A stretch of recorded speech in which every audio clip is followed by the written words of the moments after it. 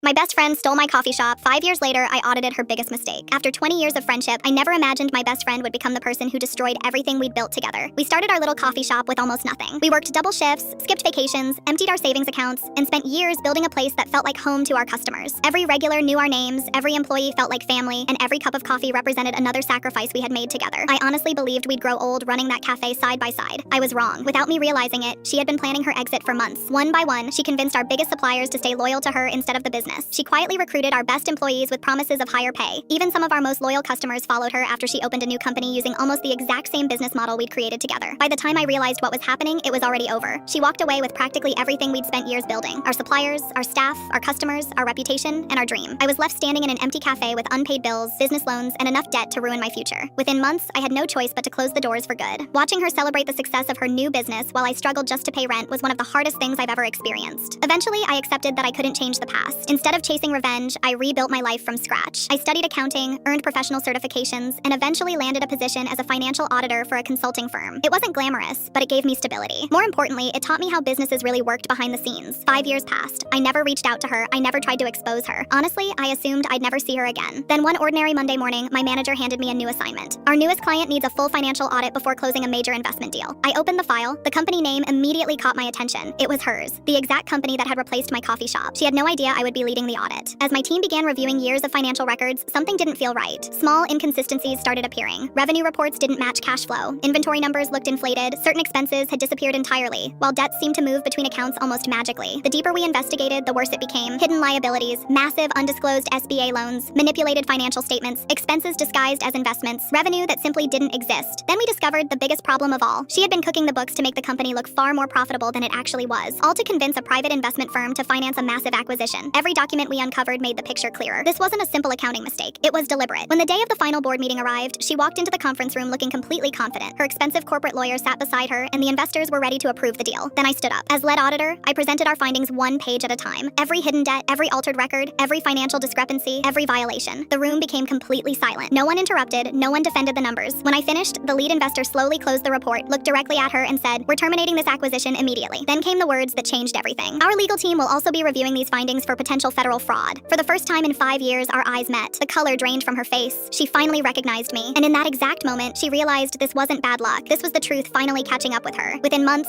she was forced to liquidate multiple locations just to repay the hidden SBA loans she'd buried for years. Investors disappeared overnight. Business partners walked away. The media stopped calling her an inspiring entrepreneur and started questioning everything she'd built. The empire she stole slowly collapsed under the weight of its own lies. People always imagine revenge as something loud, dramatic, or emotional. But sometimes the strongest revenge isn't revenge at all.